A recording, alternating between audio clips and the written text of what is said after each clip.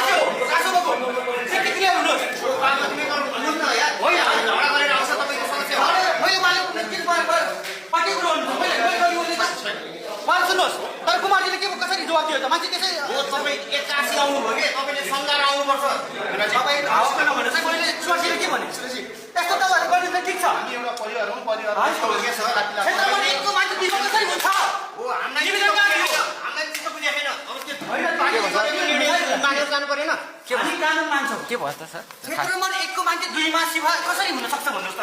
त्यो एकमा उहाँले 1 मा छ, उहाँले एकमा दिनु भएको थियो निवेदन। कसरी हुन सक्छ के? पार्टीले विधि विधान मान्दैन भने ठिकै छ त। हजुर होइन यो अहिले चाहिँ भएको चाहिँ के हो मैले नबुझेको म तपाईहरुलाई भन्छु एकैछिन ल साथीहरु फर्स्ट टाइम होइन फर्स्ट टाइम बोल्दै छु हैन। सबैजना नमस्ते। म परिचयबाटै दिन्छु। हुन्छ। म निरबहादुर पाखरेन, राष्ट्रिय स्वतन्त्र पार्टीको बागमती प्रदेश सदस्य। हजुर तपाईँको घर चाहिँ कहाँ हो? सिन्धुपाल्चोक क्षेत्र नम्बर 2। हजुर क्षेत्र। पेसाले म कानुन व्यवसायी हो। म 12 वर्षदेखि कानुन व्यवसायमा छु। मेरो कानुन व्यवसायको पेसा यहाँ त्यति सान्दर्भिक छैन, म अलिकति मेरो ब्याकग्राउन्ड दिन मात्र चाहियो। होइन ठिक छ मैले बुझेँ। तपाईलाई म थोरै पृष्ठभूमि भन्छु। कुरा के हो भने यहाँ अजय श्रेष्ठले क्षेत्र नम्बर 1 मा उहाँले उम्मेदवार दिनुभएको हो। हजुर क्षेत्र नम्बर 1 मा सिन्धुपाल्चोकको क्षेत्र नम्बर 1 मा हो। निवेदन दिनुभयो उम्मेदवारीको लागि। हो। अनि क्षेत्र नम्बर 1 बाट उहाँले उम्मेदवारी नपाइसकेपछि हामीले एकल सिफारिस गरेको हाम्रो जिल्ला संयोजक माया गुरुङलाई हामीले एकल सिफारिस गरेको है। एकल सिफारिस गर्दाखेरि एकल सिफारिसले पाउने कि अरू क्षेत्रको मान्छेले पाउने भन्ने कुरा प्रश्न हो के होइन। पार्टीले विधि विधान मान्दैन, ठिकै छ। अजय श्रेष्ठको यो कमजोरी हो कि राष्ट्रिय स्वतन्त्र पार्टीको कमजोरी हो यो? यस्तो म तपाईँहरूलाई एउटा अनुरोध गर्छु, यसमा कुरा के हो भने म कुनै व्यक्ति लक्षित छैन। होइन तपाईँ सुन्नुहोस्, पहिले विद्यार्थी पहिले सुन्नुहोस्, कानुन व्यवसायी हुनुहुन्छ, स्पष्ट भनिदिनुहोस् न। पहिले कुरा सुन्नुहोस्। त्यही त सुन, म कुनै व्यक्तिप्रति लक्षित छैन। पार्टीले जसले जसको नेतृत्व गर्नुपर्यो त्यो मान्छेलाई चयन गर्यो कि गरेन भन्ने कुरा हो। अजयजीको उम्मेदवारी नै क्षेत्र नम्बर 1 मा छ भने 2 को टिकट कसरी दिन पर्छ भन्नुहोस् त? त्यो कुरा जान्नलाई कानुनै पढ्नुपर्छ र वकिलै हुनुपर्छ नि, छैन नि त? त्यसमा असहमति जनाउँदाखेरि अझ हाम्रो कुमारजी हुनुहुन्छ, उहाँले के भन्नु भने तपाईँको यहाँ बिचमा बोल्ने भन्नुहुन्छ कि म पनि एउटा जिम्मेवार मान्छे भएर प्रश्न गर्न मिल्दैन। अहिले के भन्नुहुन्छ उम्मेदवारले पुलिस बोल्न सम्हाल्ने भन्छ कि एउटा मैले अब्जेक्सन राख्न मिल्दैन। लोकतान्त्रिक पार्टी हो नि त, राष्ट्रिय स्वतन्त्र पार्टी लोकतान्त्रिक पार्टी होइन। लोकतान्त्रिक पार्टीमा मैले अब्जेक्सन राख्दाखेरि पुलिस बोलाउँ भन्दा मिल्छ? म पनि त त्यो ठाउँको प्रतिनिधित्व गरेर बागमती प्रदेशमा पुग्या हो नि त। ती कुरा राख्नलाई चाहिँ तपाईँ तिमी को हो, पार्टीमा आएको को हो भन्नुहुन्छ।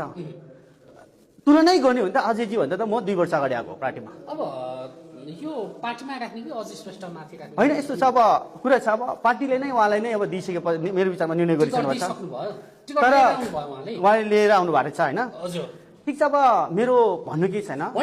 सुन्नुहोस् एउटा कुरा सुन्नु, पार्टीले लोकतान्त्रिक विधि र पद्धतिलाई मान्दैन भने त्यो मेरो बसको कुरा होइन।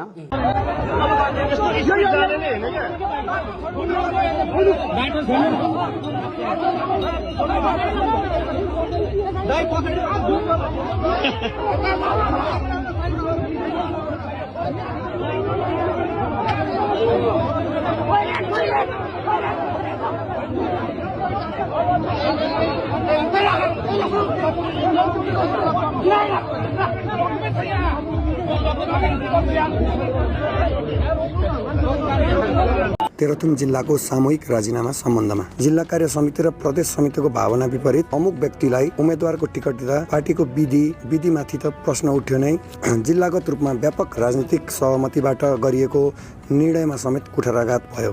हामी सम्पूर्ण राष्ट्रिय स्वतन्त्र पार्टी जिल्ला कार्य समिति तेह्रथुम सबै पालिका समिति सबै वडा कमिटी सामूहिक राजीनामा पेश गर्दछौँ। थितिको राजनीति हुन्छ राजसभामा भन्ने हाम्रो बुझाइ थियो। थितिको राजनीति देखिएन, भेटिएन। निर्वाचन अगाडि कुनै त्यस्तो भवितव्य भएन भने देश चुनावमय भयो। यो टेलर हो। यस्तै चाहिँ तपाईँको अब फिल्म मलाई जहाँसम्म चाहिँ भोलि झापामा देखिन्छ।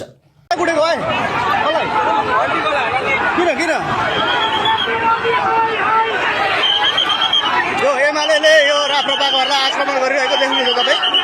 एमालेकोहरूले राप्रपाकोहरूलाई आक्रमण गरेको लगातार रूपमा यो भइरहेको छ। यो लगातार रूपमा जान्छ र यही माहौल चाहिँ मिची महाकाली हुने हो भने रासोपाको 2/3 बहुमत आउनको निमित्त इन्द्रको बहुत छन्दले रोक्न सक्दैन।